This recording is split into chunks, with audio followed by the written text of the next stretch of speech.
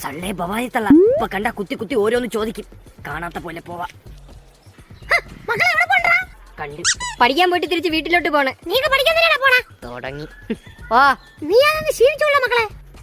കഞ്ചാവ് വലിക്കണ കുറച്ചാതി. കഞ്ചാവാ? കഞ്ചാവിലല്ലേ അപ്പൊ ഇച്ചിരി ആയിരിക്കും.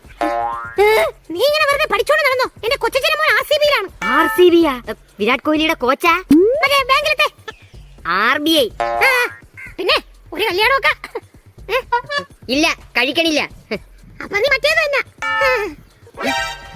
അയ്യേ അമ്മ. എടാ നീ ഇവിടെ നിക്കണേ ഉള്ളൂ, പെട്ടെന്ന് വീടിച്ചല്ലേ. ഓ അച്ഛാ, പുള്ളി രക്ഷപ്പെട്ടു. ആ അല്ല, ഇതൊരു ഭവാനിയാ? സുന്ദനെ നിന്റെ കഴപ്പത്തിലേക്ക് മാറിയില്ലടാ. നീ പെണ്ണുമ്പിള അവള് കടയിൽ പോയിരിക്കണം.